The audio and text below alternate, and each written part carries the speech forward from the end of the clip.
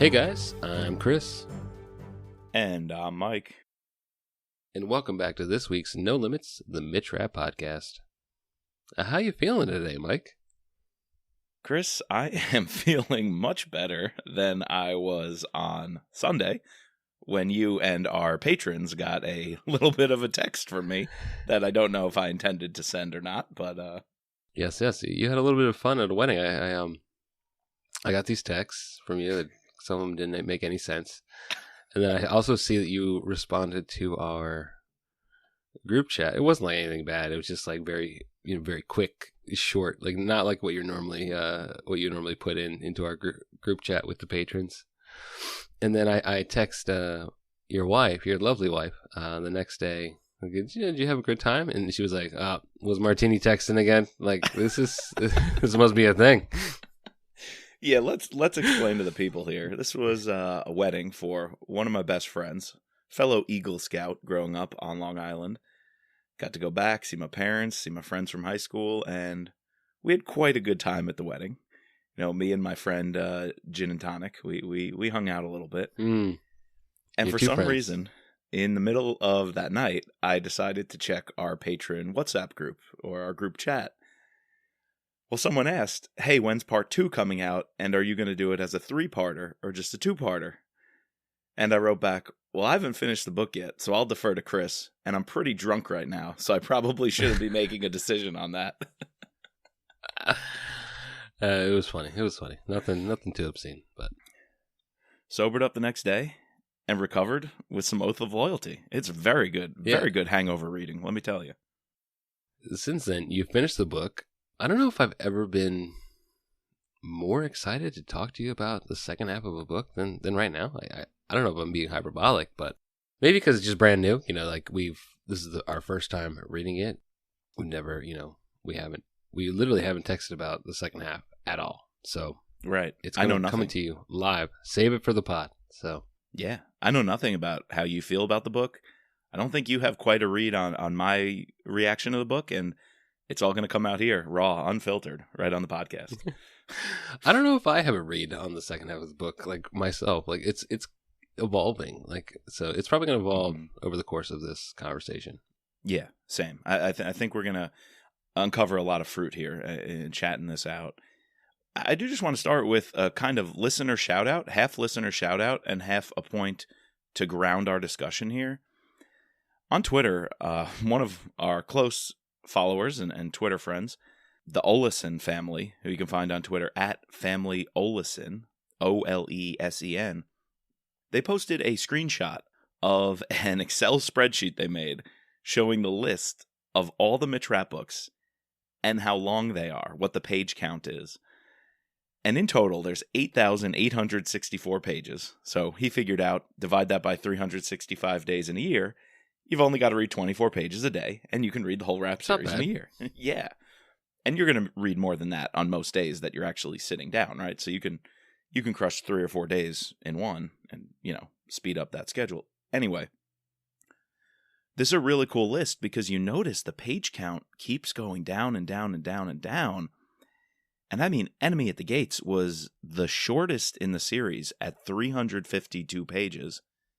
And when I think back to it, it really did feel that way. Oath of Loyalty is not far behind in the second shortest Rapp book at 368 pages. Did you get a sense of that when you were reading it, that you are reading through one of the shortest, quickest Rapp books in the whole series? And it felt that way. It did, you know, right? How you said... So I can just come right out of the gate. My hot take is that Oath of Loyalty is not a book. It is one giant epilogue from Enemy at the Gates. It's a little bit hyperbolic, and I not to say like it's in a sense that is a bad thing, but I think we're gonna hash out some things over the course of our conversation to sort of like. I wanted more. There was some meat left on the bone. Yeah. And to me, part of the story just didn't feel like super committed to the story. It felt almost like he just wanted to wrap up whatever loose ends were from Enemy at the Gates and kind of do a reset. I don't know if you dropped our pod, our conversation with the Redneck of Reason, we had a nice conversation with a a fellow rap enthusiast, and you hadn't read the second half, so I was able to do a little bit of 5-minute spoilers with him, and I sort of said the same take, that it felt, the shortness to me, I've never, and Brad had mentioned this in our conversation with him, how he's, I don't know if all readers are doing it. Did you kind of feel this with In the Blood as well, like the shorter chapters? I know like Jack is trying to do his own thing, and but are more and more, I'd be interested to like go and actually do a deep dive into some of these people that are in this genre, and do a similar comparison to what this listener did, and see that they're all trending to be shorter. They are. And at times, I think brevity can be a positive. It can excel your book, and at times the brevity can be a real negative, or have negative vibes to the book. And I'm not trying to kick this off being super negative, but I did feel it in this book, to the sense that I felt that it almost felt like this was just one long epilogue, one long coda in a sense. Yeah. Like to wrap up whatever we decided to do in Enemy of the Gates, and to be able to almost reset the story. Like, I think at the end of this, literally we can go anywhere. Yeah.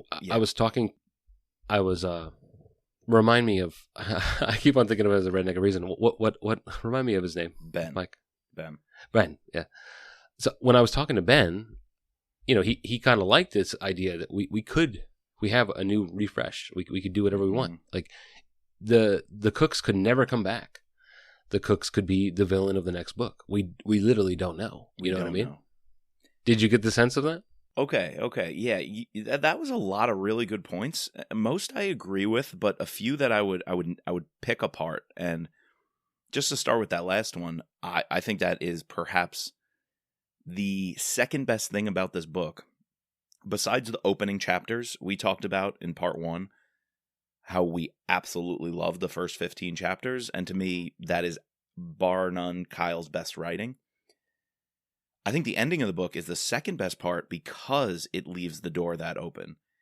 I'm just amazed that a book that really had so little action, carrying essentially 2/3 of it, 3/4 of it, so little action, had me on the edge of my seat.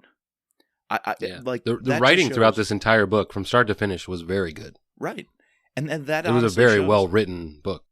Agreed, and that honestly shows, because you were on the edge of your seat, chapter to chapter, not about who's going to die, who's going to have a shootout, who's going to do some badass thing with weapons, but why you're on your edge of your seat is the characters have decisions to make. They're built up so well, and their network and how they're playing off one another is so good that you honestly don't know what decisions they're going to make. And so it's minute by minute, moment by moment, catching you off guard, because you think one thing and then something else happens. And so the ending with the Cooks, and man, do I want to get there, I ended up loving it. I was a little let down on my first read, because I was expecting the race to the finish, the climax of action, and it never really came. And so the last 5-6 chapters, they're so short, I'm like going through them, and I'm like, this is building, this is building, this is building. And nothing explosive happened. And so on first time closing the book, I was like, huh. And I even texted you. I forget what word I said. I think I said conflicted. I'm like, you did say conflicted. I love this book so much. I in my heart of hearts was so ready to come on here and say Kyle's best book, one of top in the rap series. I was nearly going to say this might crack. The top 5 is tough, but this was going to crack the top 10. Maybe like the top 8 of all rap books. And then the second half slowed down a little bit, so I don't know if I'd still say that. It's in that range. But when I picked it up again, and I listened to it with George Goodell, and that really helped me come around on it. Yes. And then I considered the ending again, and the ending was brilliant. And the first time I was anticipating more action, waiting for it, so I kind of built it up for myself. But what I realized on my reread was, you don't need it, because it's so smart, and the choices being made are so great. When he's going into the White House, That is action. Nothing's happening, no shootouts, no bullets, no whiz bang, but that is action. When he's going through security, talking about the pool that Scott and the guys have on how long he'll live, and he bet on himself only to live 11 minutes, 15 seconds, that keeps you on the edge of your seat, even though realistically no action is happening. And so that plus the very last, the epilogue, you're wondering if this is going to be basically Rapp and Claudia's last moment as free people, or they're going to be hiding in the shadows for a long time with this global manhunt, or if Rapp and Kennedy's logic won and they outsmarted the Cooks, and just waiting for that shoe to drop of what is it, and then to hear that he's resigning at the press conference is just like, damn, Rapp did it again. Rapp and Kennedy, they did it again. Even Joe Maslick did it again by anticipating Jane Hornig. Dude, there is so much to get into right now. Yeah, and they did it, I guess, on first read, I had a similar, or first, listen and thinking about it, I had a similar thing to you. I was like, wait, that's it? Mm-hmm. I want to say I was let down. I was just confused because I guess, I was building it up because, he had said this is a 3-book arc. And so the first was setting up the Cooks. The second one was all right, something's going to happen with the Cooks. One of them's going to die. Even after we had, gotten halfway through, Legion's going to not renege on Rapp's deal. And then maybe that's going to then cause one of them to have to get revenge, right? And then it doesn't. And I'm like, okay, what's the next book going to be about? That's the worst thing we can do is always all right, we finished this one. We can't enjoy it. We need to know the next thing. But I guess that's a good sign of a good series because we want what's next, right? But when I was thinking about it, I was like, well, he literally can do whatever he wants, And yeah. I do think in my heart of hearts the Cooks are going to come back. If they don't, I would be surprised. But they could not. But I just think that I liked how it was different. It wasn't your conventional Mitch go in, shoot him up. It was way more logical, way more thinking, showing Mitch's, and Irene. Irene played a huge role in this book. We saw a lot of Irene. Major Irene book. And also, one of the things that really elevates this book for me and brings it up in the ratings is just the amount of callbacks we get in this book. It's brilliant. It's brilliant. We were talking about it in the last pod, the amount of callbacks we got in the first 15 chapters. And then it continues, Yeah. Walking in the White House, he brings up transfer. Kyle is a scholar, a rapologist in the truest sense of understanding the character through and through. You could argue that some of these other characters sort of forget what, they're Correct. book 21, not not putting in the work, not caring about getting the small details right. But we get when he walks into the White House, he points, oh, I'm sitting in a bunker not too far away from a similar bunker where I saved the president. Right. Right. In transfer. Getting a call from Grisha Azaroff. Grisha. Oh. Scott getting weapons from the Lithuanian the Latvians. government. The Latvians, sorry. From Red War, where they bailed out their whole country, saved them from the Russians. Yeah. Jane Hornig. Dude, that Jane was Hornig. Transfer of Power, right? Where she was the psychologist? Yes. And I think a couple books after that, yes. So just the amount of sheer callbacks and getting the history right. Yes. On that point. Just, again, the well-writtenness shines through and through. And on that point, I'm just thinking right now, Lord of the Rings, Rings of Power, I'm all into that. People who are into the Dragon show. There's lore out there in these grand fictional universes, usually in fantasy. Yes. And you have to create a lore that lasts through every ounce of that story. Whether it's new stuff being written or the first thing put on page, the lore has to hold true, or else you get a fandom out there that will pick it apart, and the lore hounds will crucify anybody who does it wrong, and could put Kyle on the hot seat. He is just proving here he's a lore master, and the Mitch Rapp universe, I would say, is one of the few thriller genres that goes so far from just being a universe, but indeed having its own lore. I can't think of a better word for it. The universe is so textured and vibrant and rich, and now long, spanning multiple decades and 2 different authors. to me, it's more than what I would expect in a regular thriller universe. Like what Jack Carr's building, or I would even say what Brad Thor's done with Scott Harvath and the Troll and everything. This is just another level to have this many callbacks and a fandom that picks up on this many things and expects it and wants it and thirsts for it, as opposed to just, oh, it's a new book in this genre I like. Yay, that was fun. Move on. When a Mitch Rapp book comes out, it's significant. It's weighty. It affects people's lives, like you and me and thousands of others. It's just crazy to think a thriller genre has reached that capacity and that peak. I'll tell a little story. So there's a guy in the neighborhood. I play poker with him. He's friends with my father-in-law. And we were playing poker last time, and I think my father-in-law brought up the fact that I had this podcast, and he's like, "Oh, well, what's it about?" I was like, "Oh, I do thriller books." He's like, "Oh, I like thrillers. What do you cover?" And I was like, "Oh, like, have you ever read any Mitch Rapp, Vince Flynn combos?" He's like, "Yeah, I freaking love that stuff." And I'm like, "Oh, Brad Thor." Like, "Oh, I love Brad Thor." And so randomly, Caroline's walking the kids to school, and he's like, this was Thursday, so the book had just come out. What, Tuesday, right? Mm-hmm. He's like, I went to the library Tuesday, and to get the book, and it said I was 19th in line. Does Chris have the book so I could read it? I was like, yeah, of course. Like, so I dropped him off my arc. I dropped him off the In the Blood arc, and the Rising Tiger arc, and then he sees me 2 days later at church, and he's like, I'm reading, and Mitch is just killing guys through the house in they were in South Africa, and I felt like a warm blanket was coming over me. I was like, oh, this is great.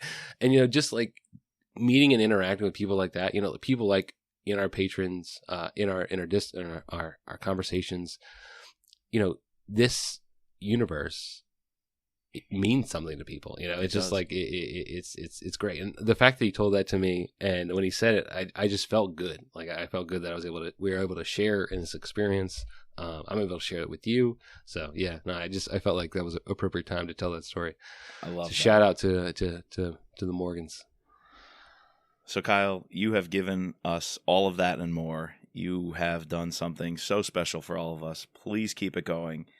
And Oath of Loyalty is absolutely up there and worthy of being on that list. And who knows how I'm going to feel about this later on, but right now I'm going to say this is Kyle's best book. Kyle's best Mitch Rapp book. Really? Yeah, I can confidently say that. I don't think it's his best action writing cover to cover, but in what it's doing and the scope of what it's presenting and doing for the universe and the series, I think it's his finest. I think it's his most well written outside of The Survivor, where he was trying to closely align with emulate Vince in a sense. I wouldn't say it's my favorite of his, and I think we do have to get into this fact of we brought it up now a couple times, the brevity, and I think that's where the book does get a couple notches down. Yes. We're gonna give the praises, but we're also gonna give the lows, and I guess I just wanted more. Like, I just felt like especially the Legion plot line, while it was super cool, was probably the weakest part to me. I don't know if you felt the same thing. Yeah. Something that's on the back of the cover, the fact that it's the first, it's in the second part of the book jacket, the second paragraph. All right, this is going to be the main driver of the plot. First of all, we covered almost the first third of the book, not even mentioned. We completely forgot that Legion was supposed to be in this book, right? We didn't even know they existed. Yeah, or it existed. So that goes to your point earlier, and I didn't comment on this, but I meant to. If this book is epilogue to Enemy at the Gates, I will say yes, but only starting about halfway through. I think where we stopped last time, with Mitch escaping his house and the cooks putting out this hit for people to go after Claudia and go into South Africa, I think all that kind of wraps up Enemy at the Gates. And then the new story begins with Legion and Hargraves, putting out that dossier and Claudia's past. I feel like the opening of this book wrapped up Enemy at the Gates, and there is a hard transition to when the dossier is leaked, and we know the cooks are behind using Claudia essentially as bait to kind of expose Mitch or get Mitch out in the open. I feel like that's where this book forms its own story.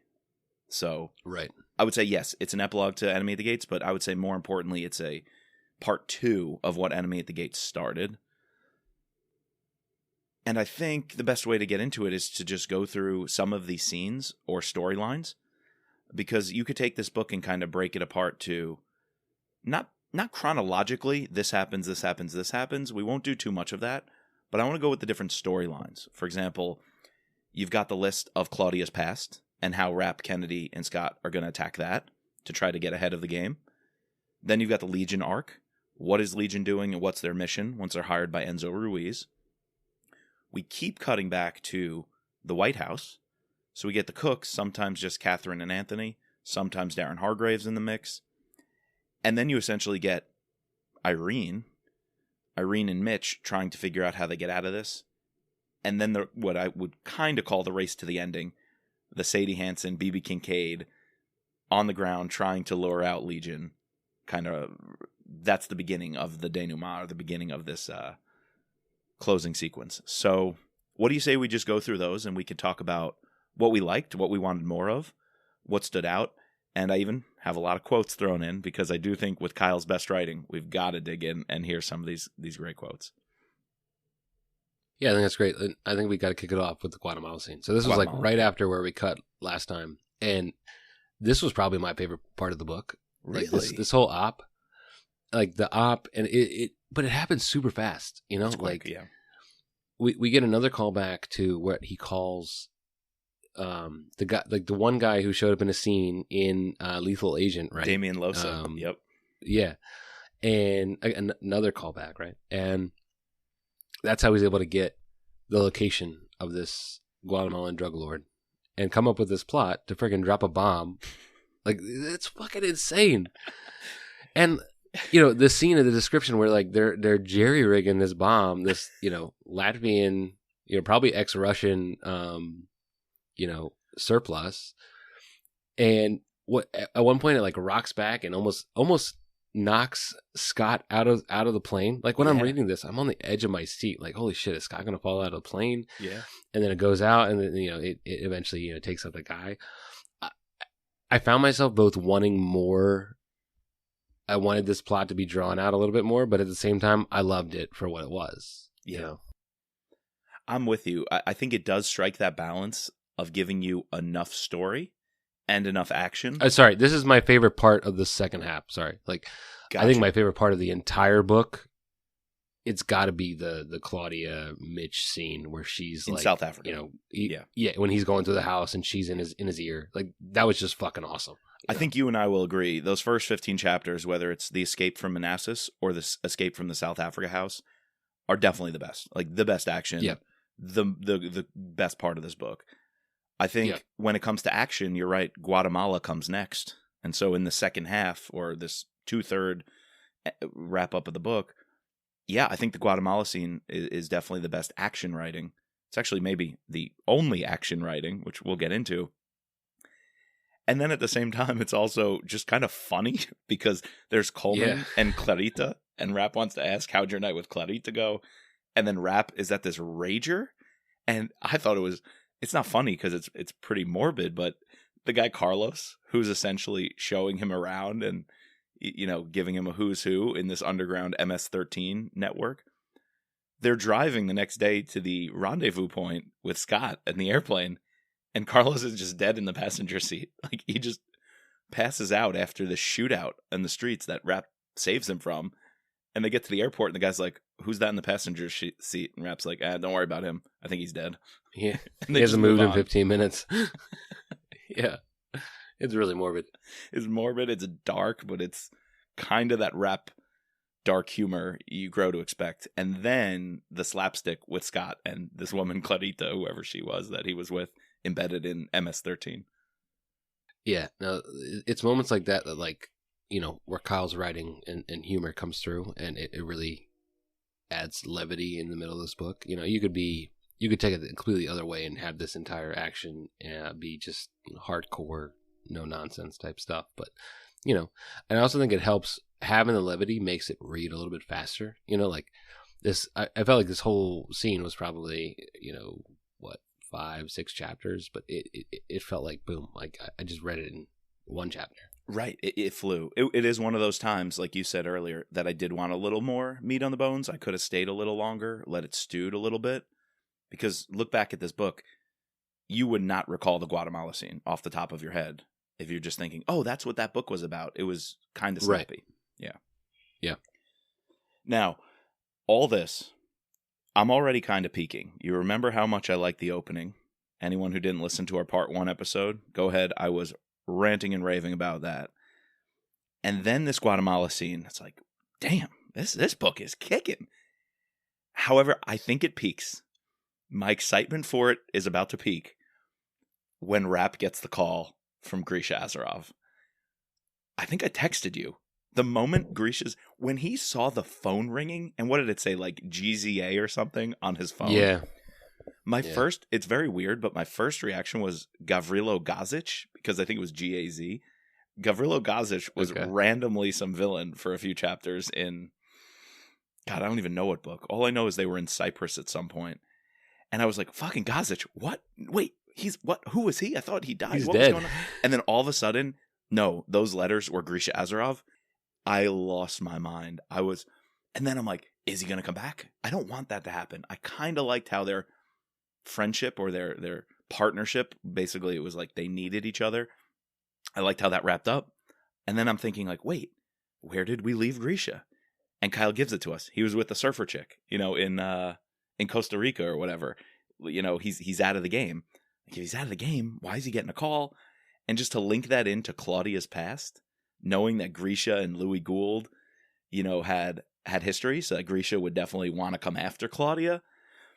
But the world doesn't know. Oh my God. And then Kennedy's little note when she says, anyone who's looking for a connection between Grisha and Rap, you wouldn't hire Grisha to kill Claudia if you knew that Rap and Grisha became friends. And because if Rap is dating Claudia and Grisha and Rap are friends, you wouldn't use him for that hit. But Kennedy's like, no one in the world would know that, because every op we did with Grisha, there's no paper trail. We never recorded any of it in any official capacity. Literally, the people in this room are the only ones who know about Rap and Grisha's friendship. So, no reason to suspect that he's, fishy. Yeah, I think we talked about it when we were talking about Enemy at the Gates. Like, or it might have been something else. We were talking about, where is Grisha? Yeah. And I agree with you. I like the fact that he wasn't like brought back in as a main character, but we got an update on his life. And it sort of does, again, close the book on him without leaving it too open-ended, I mean. Yeah. And, again, loyal readers will fully understand the connection. And while giving us this nice little update. We didn't need to have Grisha. It could have been, anybody else, but it could have been just a different list of people that had no interactions with Mitch. But it makes sense, right? Yep. Makes sense. But so writing out this list and going through everybody, like you said, Kennedy takes, one of them's dead, right? And then he's like, Scott's like, I know this guy. I'll call him, and he's scared of Mitch, so he'll be off. I know this guy. I'll take care of him. And he ends up freaking killing him in a very sadistic way. And then we get to our other one, Enzo Ruiz, which is our next step. And so Mitch has to take care of that. I like this, going through the list, and like Kenny's able to pretty much either come up with a plan or call up and take care of all these players almost immediately, right? Yep. Except for Enzo Ruiz, which leads us to our next Mitch storyline. Yeah, they all have different roles. So Kennedy right there calls one of the names and says, "Hey, do me a favor. If you get this dossier and you get a hit, call me up and say you're going to take the job, because by taking the job, they can maybe delay the hiring of an assassin, and because they have somebody on the inside." And so Kennedy's using her vast connections from this job. Scott wants to go after the Sloboda guy. He hates him, and he's like, I'll go kill that one. And Rap is going to go after Ruiz. So they kind of are doing what they do best, which is strategizing and planning and then executing. And in Scott's case, definitely executing with some neurotic asphyxiation. But Scott here just he dominates the scene in such a Scott Coleman way. When they come up with this guy, Sloboda, and Kennedy is she's reminding the group, like, we don't want to rush into this. We don't want to go we don't want to kill the cooks that will upset America. And Kennedy has a lot of reservations about this brewing war between Rapp and Cook. And so as they're coming out with this list, just listen to what Kennedy says. She says, quote, "We need to understand what we're dealing with and what our options are. Rushing into a war with the president of the U.S. isn't going to go well." Scott cuts her off and goes, "I completely disagree. These assholes aren't going to just go after Mitch and let me and the guys off the hook. If they don't kill us outright, they'll figure out a way to arrest us for treason or murder or put on some big show trial. We aren't exactly a bunch of nuns.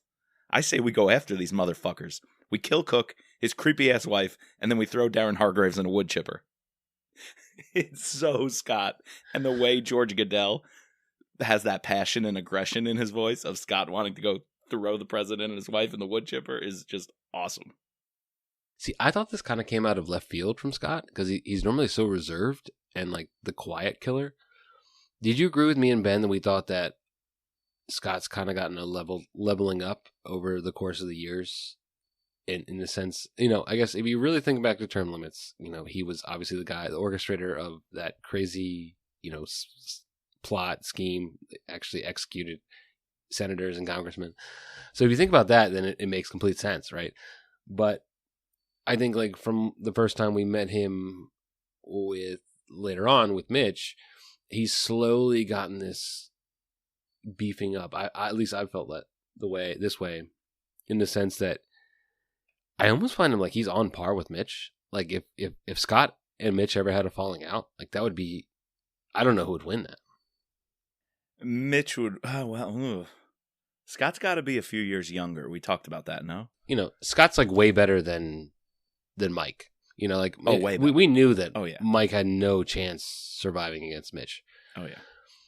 But I would put Scott up there with Grisha, and obviously Grisha got I guess did best him. He so bested maybe that Scott. takes him down a peg. But I don't know. I would have a hard time picking Scott versus Mitch. Yeah, well, that's true. But here's what I'll say about Scott's arc. I think you're right about the quiet assassin type.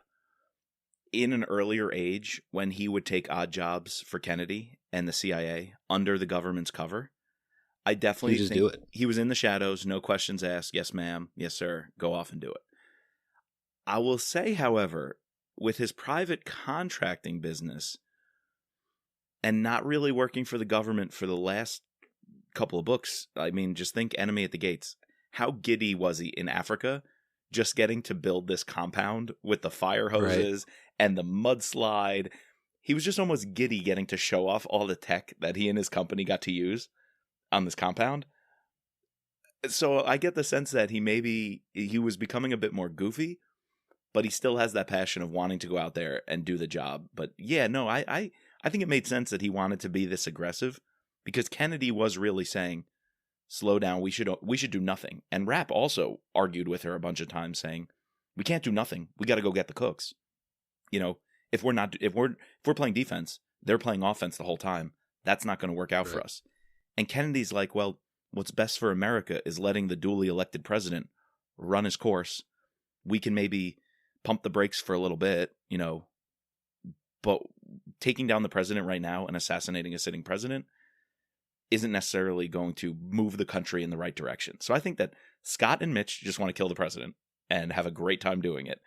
Makes sense to me. And Kennedy wanting to slow down and do what's best for the country in a very analytical, academic sense. I think I buy that. So I think everybody's in character here. Yeah. Put him in a fucking wood chipper. Yeah, he just, pointed out the giant elephant in the room. So Enzo Ruiz, what did you think of this this section of the book where Mitch has to go meet with this decrepit 90-year-old man who his kids are the reason why he's in the chair, but he still respects his kids, so he doesn't want to have Mitch kill him. And ultimately, he's the one that has hired Legion, right? Mm-hmm. So then that sort of completely changes the narrative of the rest of the book. Yes. And I like this interaction between him and Mitch. I don't know. It was different. It was different. And I think usually I might criticize something like this of who's this out of the blue character who's almost a plot device. We have to get Legion hired to kill Claudius somehow. And the president or Darren Hargraves couldn't just hire him himself. So let's invent somebody who can. But again, the nuance is there that I'm buying it hook, line, and sinker.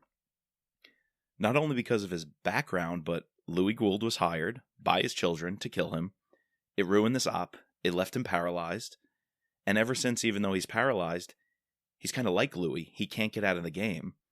So he had to, even into his 90s, run a criminal network, an empire. And so I think, yeah, I kind of like that backstory. It almost felt a little Flynnian, in the fact that we're getting this backstory of a character who's going to die that chapter. But that character represents this old-timey assassin who can't do it physically, but is still going to stay in the game with his connections and still run this empire. So I like that. And then it was really cool when he knew Mitch Rapp was coming, let him into the house, didn't want his guards to disarm Rapp, let him in with a gun, and he wanted to be killed by the world's best assassin. Like, to someone like that, he's almost like if Louis Gould got to become an old man, but was physically damaged. Right. And to say, like, my swan song would be you killing me and me knowing Mitch Rapp got me. And that's pretty cool.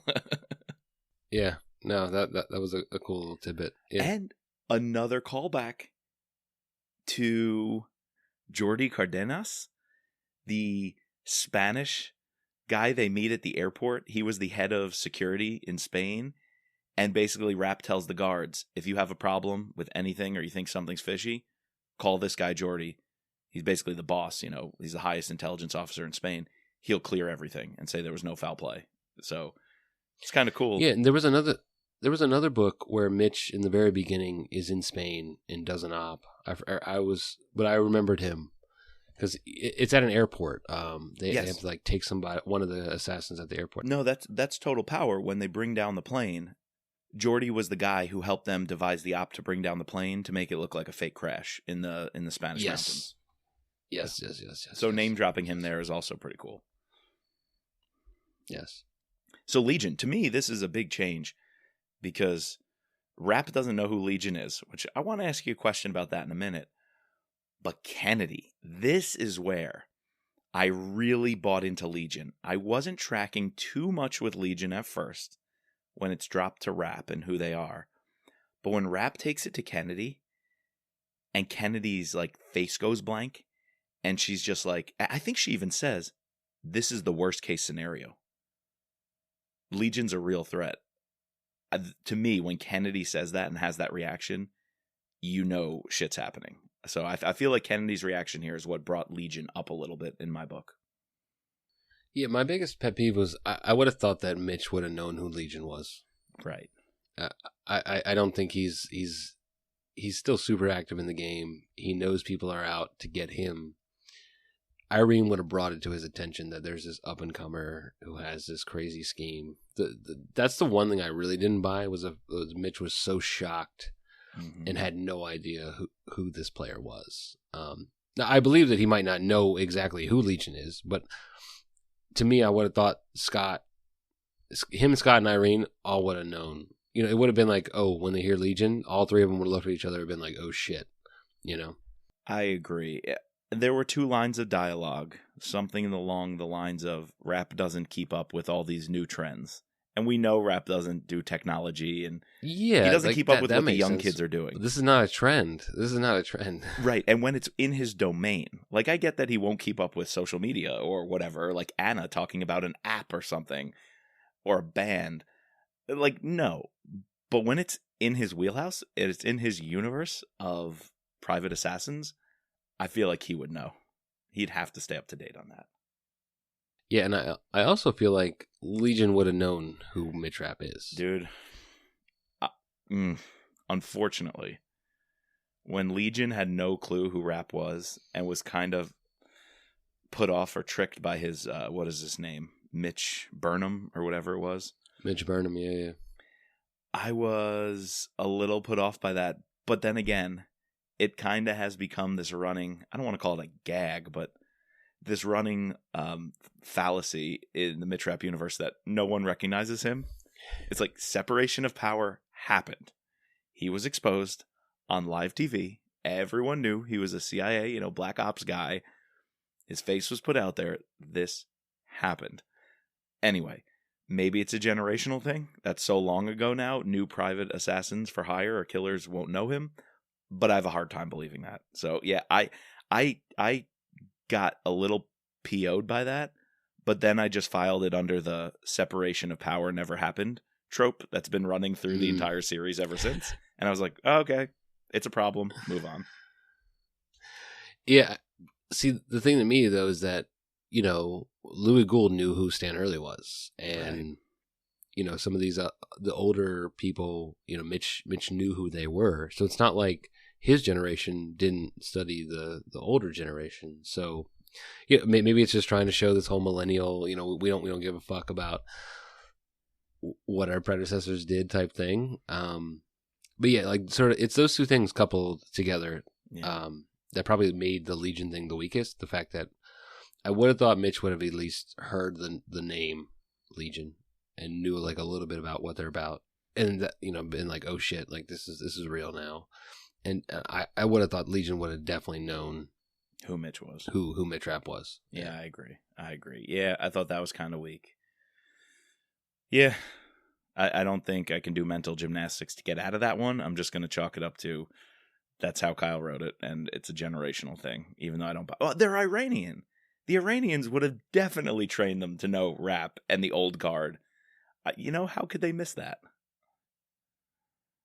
Yeah, I almost feel like there would have been a class on Mitch Rapp, sure. that they would have went through. He's definitely in the textbook. About all... Yeah, so... He I don't know, it's one of those suspension of disbelief type things. Yeah, exactly. Yeah.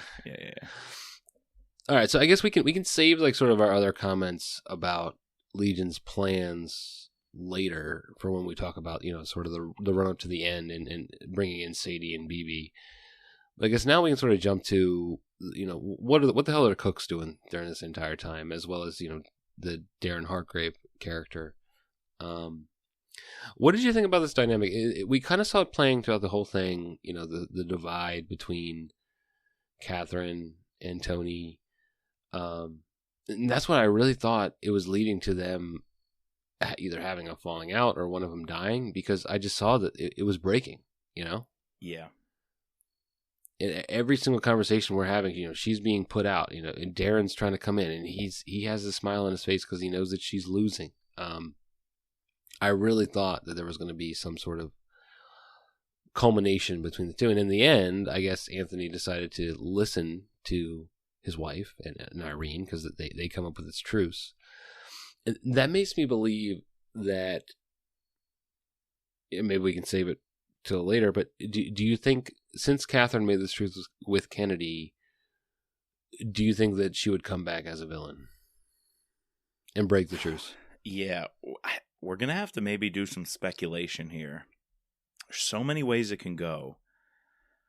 I kind of feel like the Cooks relationship the whole time is simmering, heating up. I did expect it to boil over in this book, but we were left, I think, the top was still on the pot, even though the water and the steam is really boiling underneath.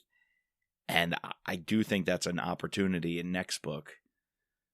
Yeah, this epilogue really, really changes things, but I think it's an opportunity in next book to fucking blow the lid off. I think this whole thing is going to boil up between the two of them and explode. So some unresponsible or irresponsible speculation right here. We know Catherine a few times throughout the book was hinted at that Anthony is kind of standing in her way.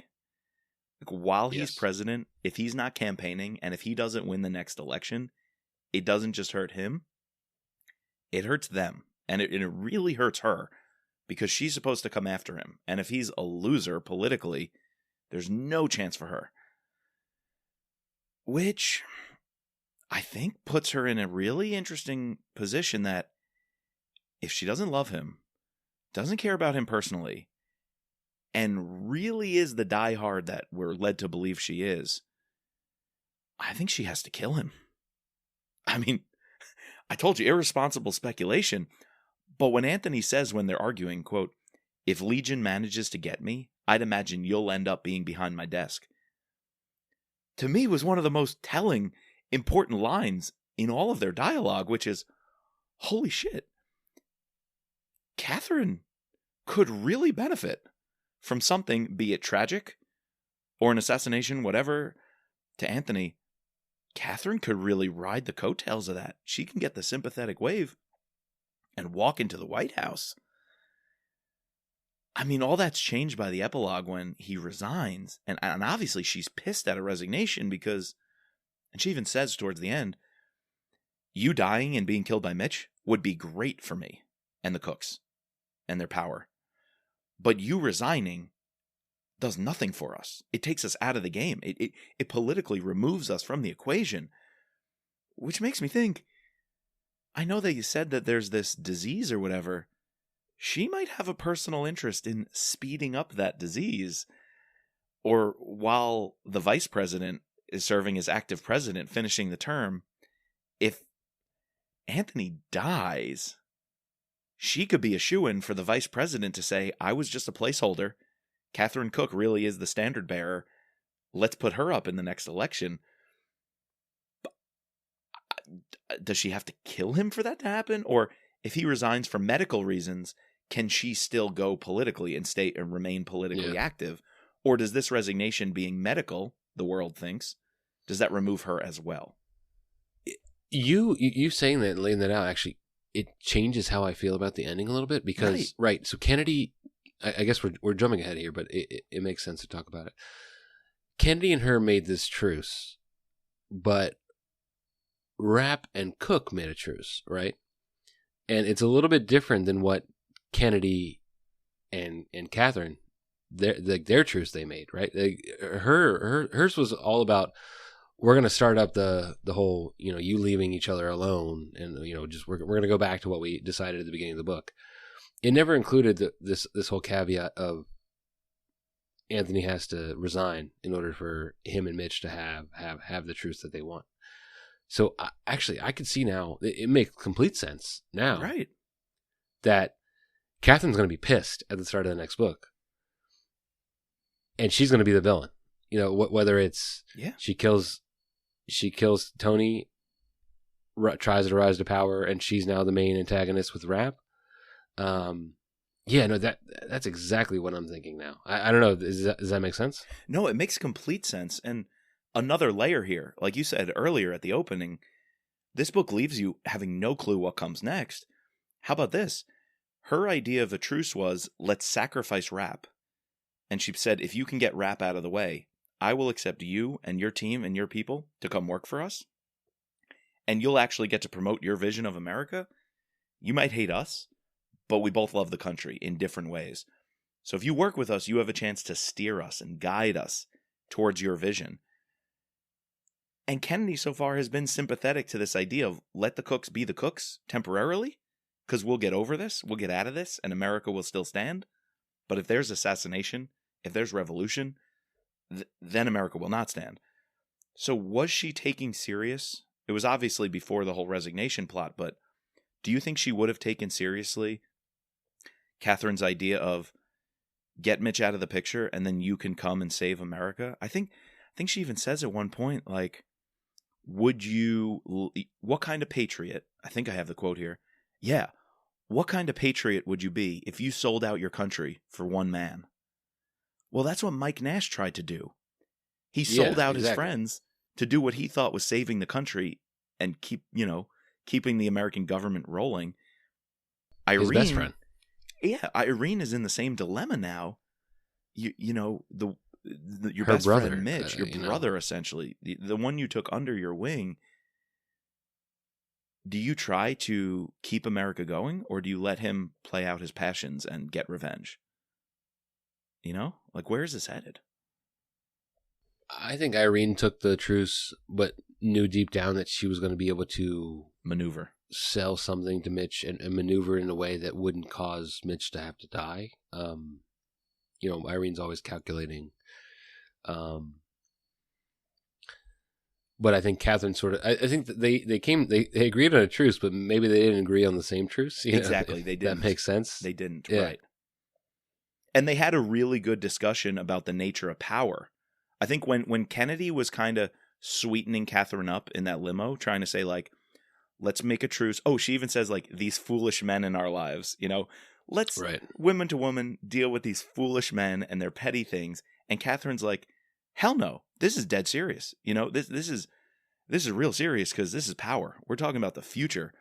And the way they differ on their ideologies, I feel like goes from Kennedy's approach to be friendly in shaping this truce, all of a sudden just degrades.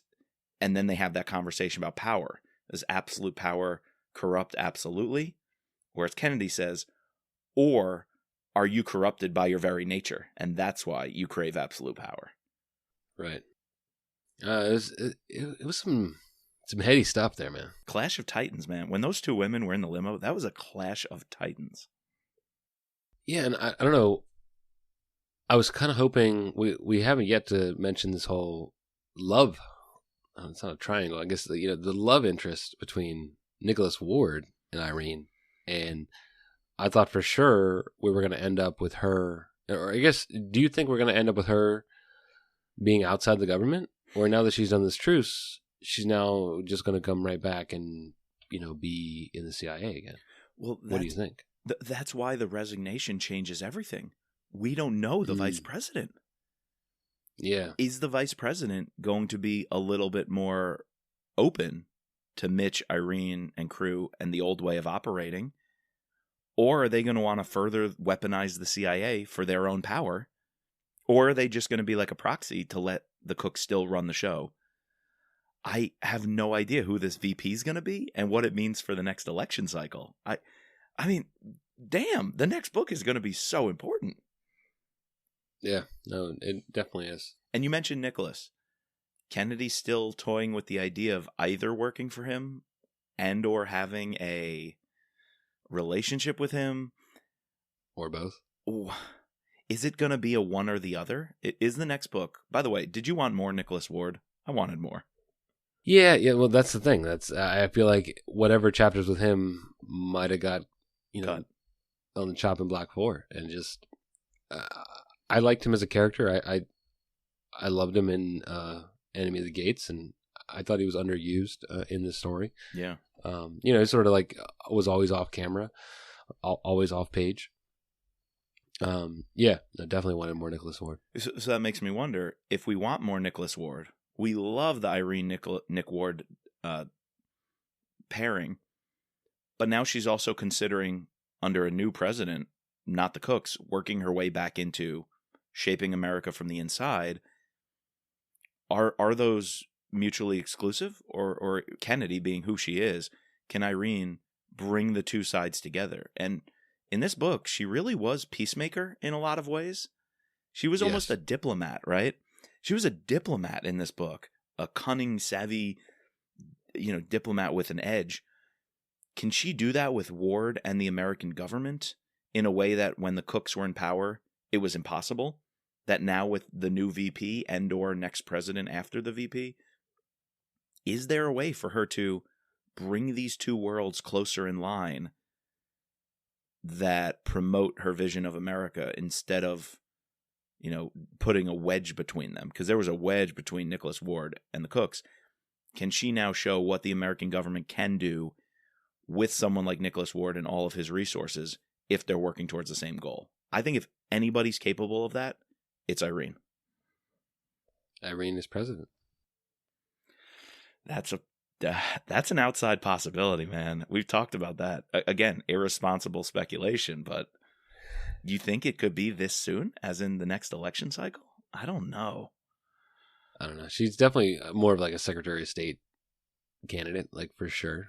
And she was showing like it in this book, just with her ability to understand the geopolitical landscape, understand the domestic landscape of everybody's actions and come to, level-headed conclusions and find plans. Her crazy plan ends up working, right? This was a good Irene book, hands down. Oh, absolutely. Man. All right, so what are we wondering for the next book? What will Irene choose to do? Who is this vice president? How the heck is that going to go?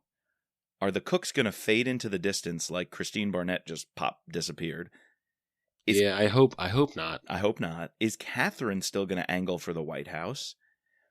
Is Anthony going to renege on his resignation? I mean, it's possible. He could say he's cured of whatever disease it is and stay in power. Are Mitch, Claudia, and Anna as safe as we maybe are led to believe? Like the final line of the epilogue is everybody's going home. Is that true? Is it going to be all roses back to normal that they can live out their life? There's so many questions. Yeah, no, there's a lot of good questions. The sign of a good book, leaving us with some key cliffhangers. Oh, totally.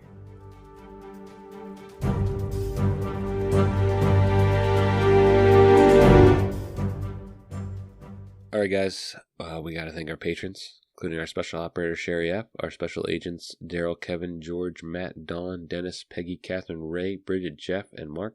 Please subscribe using your favorite podcasting platform. You can find us at thrillerpod.com or on Twitter and Insta at thrillerpodcast. And as always, just let Mitch be Mitch.